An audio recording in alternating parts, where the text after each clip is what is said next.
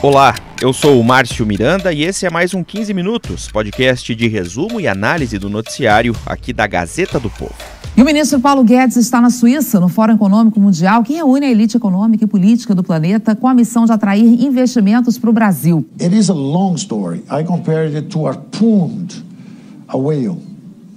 Big whale, a giant dimension. Ao contrário do que aconteceu em 2019, nesse ano o presidente Jair Bolsonaro não foi ao Fórum Econômico de Davos, na Suíça.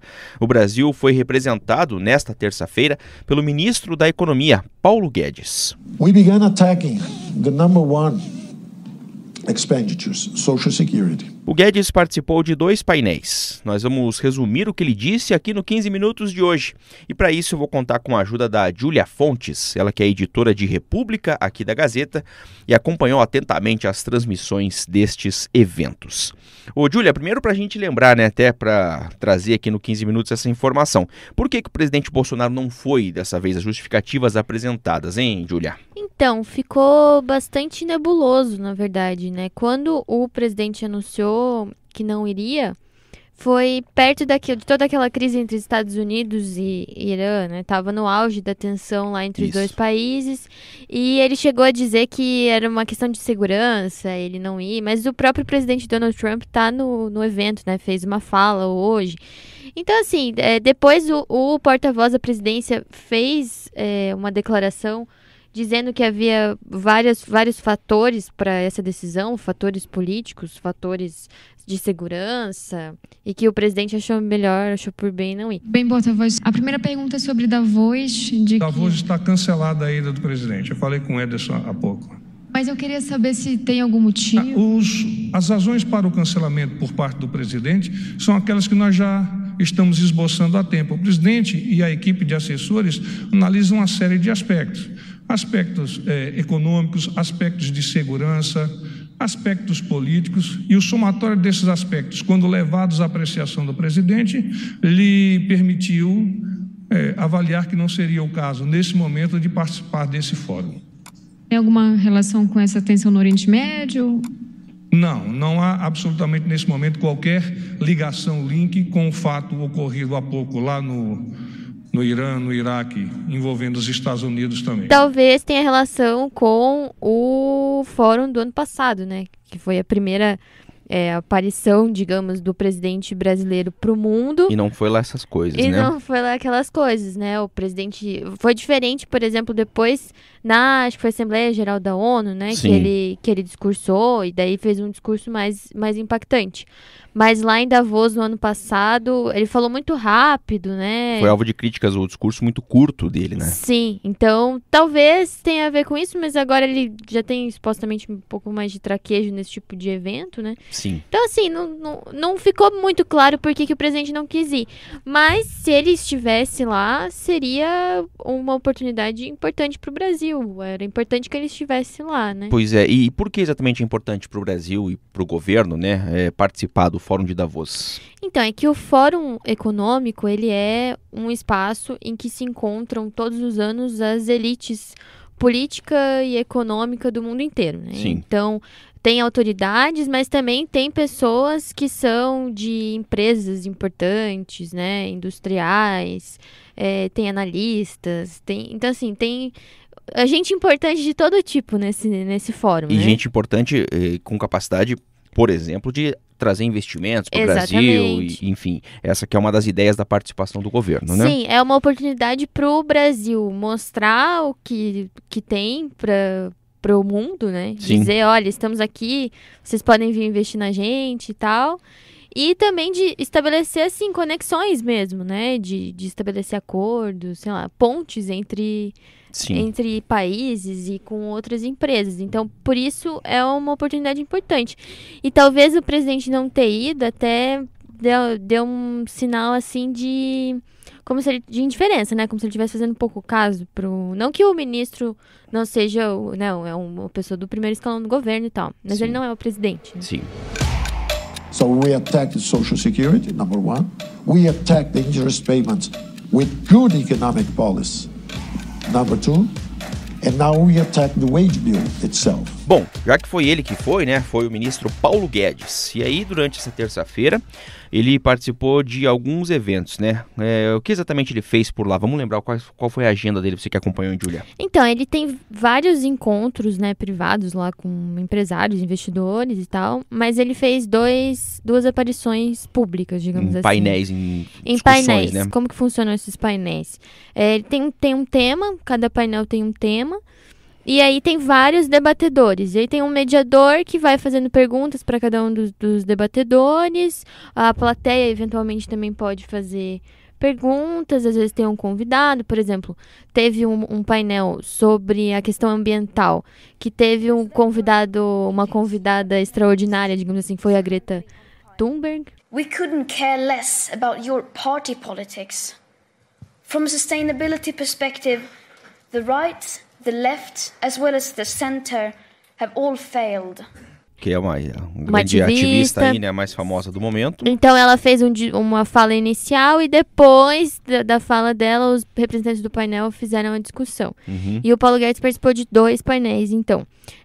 Talvez até isso seja um motivo.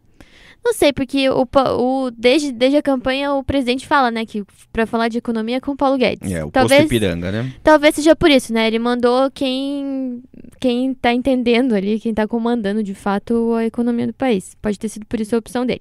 Sim. Mas voltando aos painéis que ele participou. O primeiro era sobre a indústria, o futuro da indústria no mundo. Então, eles queriam tratar principalmente sobre inovações. Então, por exemplo, além do Paulo Guedes, tinha também um representante da Nokia, tinha pessoas, um acadêmico, um pesquisador. Então, assim, pelo que eu pude perceber da configuração dos painéis, eles trazem sempre pessoas que podem dar contribuições ali diferentes para. E nesse caso, como você citou, não só representantes de governos, né? No caso, não só. Tava lá o Paulo Guedes com outras pessoas também de empresas. Tem muitos painéis são assim, né? Não precisa necessariamente ser alguém, só políticos ou representantes de governo. Podem ser especialistas, sim, ou pessoas de empresas, ou até de organizações internacionais, tipo a OCDE, por exemplo. Então, sempre tem uma variedade de participantes, digamos assim. E nesse primeiro painel ele falou algo que chamou a atenção, a relação entre meio ambiente e pobreza, né? So the worst enemy of the environment is poverty. Isso, na verdade, assim, foi porque um dos pontos que estavam sendo discutidos era como aliar o desenvolvimento da indústria com a preservação do meio ambiente. Uhum. Aí o ministro falou que admitiu que o Brasil está bastante atrasado no que diz respeito à inovação na indústria, uhum, que tem um longo caminho a percorrer, mas ele deu uma coisa de otimismo, assim, dizendo que acha que com educação e treinamento dos cidadãos a gente consegue chegar no patamar dos demais. E também deu um panorama interessante, que o Brasil não produz, não é forte no desenvolvimento de tecnologias inovadoras, né, comparando com outros países, claro. Uhum. Mas ele diz que o Brasil, por outro lado, tem um mercado digital muito grande que pode dar escala, como ele disse, para o teste de tecnologias, então, que outros países não têm. Então, o argumento dele era que o Brasil tinha, assim, algo a oferecer nesse mundo da tecnologia. E aí, falando do meio ambiente, né, ele foi questionado em relação a isso, como preservar o meio ambiente. E vale lembrar que o Brasil vem sendo bastante questionado internacionalmente por conta da questão ambiental. O primeiro ano do governo foi muito marcado por isso, né? A questão da Amazônia, das queimadas, do desmatamento. Né? Inclusive, vai ter um outro painel que fala sobre a Amazônia, mas não tem nenhum representante brasileiro. Então, talvez valha é curioso, né? A gente ver o que eles vão falar mal do Brasil também. E daí o que ele disse? Que a preservação do meio ambiente está diretamente... Na verdade, a destruição do meio ambiente está diretamente relacionada com a pobreza. Essa é a fala do ministro. E até ele diz, quem destrói o meio ambiente é quem tem fome. Destrói para comer. People destroy environment because they need to eat. They have other concerns, which are not the concerns of the people who already destroyed their forests, they already fought their ethnic minorities. Assim, ele deu simplificada no argumento, mas acho que o que ele quis dizer é que quando você tem outras necessidades, outros problemas mais urgentes para resolver, como, por exemplo, pessoas na miséria, né, pessoas sem emprego, a questão do meio ambiente fica para depois, né? Acho que isso que ele talvez tenha tentado dizer, porque ele até comparou com outro, ele falou assim, as nossas preocupações aqui no Brasil são diferentes das preocupações dos países que já destruíram suas florestas, provavelmente se referindo aos países desenvolvidos, Europa. Repetindo um argumento que várias vezes aparece aí na política ambiental do governo, inclusive de representantes, exatamente, né? Do Ministério de que do Meio outros Ambiente. países não podem nos criticar porque não cuidaram do seu próprio quintal, né?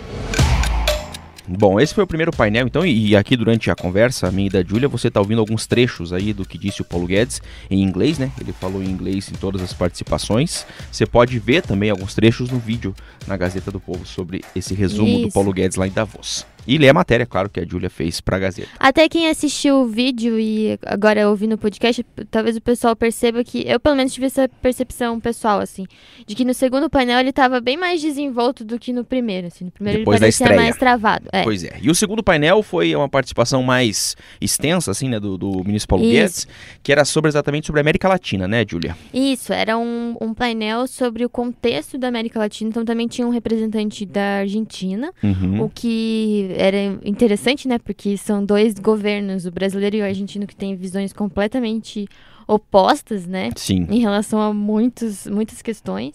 Então era um representante do governo do Alberto Fernandes, o ministro, e aí tinha uma representante mexicana também. E a ideia era cada um falar um pouco sobre os desafios, né, que estava enfrentando ali no seu respectivo país, do ponto de vista econômico. Brazil was once, by some decades, the fastest growing economy in the world. Brazil used to grow faster than China, than Korea. Somehow we lost our way. Aí o representante da Argentina, né, tinha todo o caos lá para falar, né? E aí o ministro usou esse espaço para falar das reformas que o governo vem fazendo, né? Então, até não sei se a gente vai falar da baleia, né? Mas... Isso, essa é a questão, que ele citou a história da baleia, né? Mas antes de falar da baleia, então, ele basicamente falou, assim, fez até um resgate histórico, né, dos últimos anos, da questão do gasto público, criticou muito a questão dos gastos públicos aqui no Brasil. Basicamente, ele falou assim, a conjuntura, a crise econômica do Brasil hoje é resultado de muito tempo de práticas ruins. Isso. Então, ele falou de gasto público muito alto, do endividamento muito alto, de muita burocracia, o que dificulta os negócios no país, né? Dificulta o desenvolvimento do país. Sim. Então, assim, ele até mencionou governos durante a ditadura militar, né? Ele não falou só da Dilma, do Lula. Ele fez um grande panorama, assim, do histórico recente aí, econômico do Brasil, nos últimos 40, 50 anos. Mas também fez críticas às gestões do PT, né? Quando diz que houve um gasto desenfreado, um gasto público desenfreado, porque a gente sabe que no governo Lula, também no governo Dilma, houve muito aumento do investimento público mesmo. E depois isso cobrou a conta, né, ali no governo da Dilma. E falou também de corrupção, né? Uncontrollable expansion of public spending, the corruption of a democratic system, and economic stagnation. Então ele fez esse histórico para falar, olha, a situação que temos hoje é essa, e daí falar, estamos resolvendo. E para chegar no que o governo atual está fazendo. E aí que a gente chega, até para finalizar nossa conversa, estamos chegando ao final aqui do papo, na baleia, né? Que é a história da baleia. Vamos explicar então o que ele falou sobre a baleia. Então, o ministro usou como exemplo, comparou o Brasil a uma baleia. It is a long story. I compared it to harpooned, a whale. Big whale, a giant dimension. It was a continent. It's a continental dimension economy with natural resources, with everything. And then we are punted with very high interest rates, with hyperinflation, with a lot of bureaucracy, high taxes. Por que ele usou a baleia e não qualquer outro animal? O argumento dele é que o Brasil é um país continental, enorme, assim como a baleia, que é um animal gigantesco e tal. E daí, segundo ele, todos esses problemas que o Brasil vem enfrentando na economia nos últimos anos são arpões Ou acho que se mata. Confesso que não sei direito como matam baleias, mas imagino que seja com com arpões. Exatamente. Então, o que ele quis dizer é que todos esses problemas são arpões que estão fincados na baleia. Então, a corrupção... O aumento do gasto público é um arpão, a corrupção é outro. O endividamento muito alto, né? Porque daí o Brasil tem que ficar pagando o serviço da dívida que é cada vez maior, e o endividamento cresceu nos últimos anos. Então, tudo isso são arpões ali que machucam a nossa baleia. Isso. Até uma hora que a baleia colapsou, ele disse. Exatamente. O que ele disse é que a baleia estava quase morrendo. Isso. Eventually, you kill the whale. So he collapsed. E aí, o que o governo Bolsonaro estaria fazendo, segundo ele, é ir tirando esses arpões para salvar a baleia, salvar a economia. E aí, ele citou várias coisas. Citou a reforma da Previdência, citou a Lei de Liberdade Econômica, citou, inclusive, algumas coisas que ainda não saíram do papel, na verdade. Por exemplo, a PEC emergencial, né? Sim. Que é uma proposta para o governo enxugar gastos em momentos de crise fiscal, que ainda vai ser analisada pelo Congresso, então ainda não está em vigor, mas ele mencionou como um feito do governo. E falou do programa do Emprego Verde e Amarelo, né, para estimular a contratação de jovens, que também é uma medida provisória, ainda não foi avalizado pelo Congresso. Então, assim, ele falou coisas que já aconteceram e outras que ainda estão acontecendo, né? Que ele falou que estão sendo tirados esses arpões aos poucos. Então. Aos poucos, exatamente. Muito bem. Bom, mais detalhes, como a gente disse, você acompanha aí toda a cobertura da Gazeta do Povo sobre a participação do Paulo Guedes lá em Davos. Júlia Fontes, editora de República da Gazeta. Obrigado, Júlia. Até a próxima. Obrigada, até a próxima. Terminando, então, mais um episódio do 15 Minutos, podcast diário de resumo e análise do noticiário da Gazeta do Povo. Eu lembro que o 15 Minutos tem a produção do Moreno Valério e da Jennifer Ribeiro, a montagem do Leonardo Bestloff e a direção de conteúdo do Rodrigo Fernandes. Eu sou o Márcio Miranda e agradeço muito a sua companhia. Até amanhã.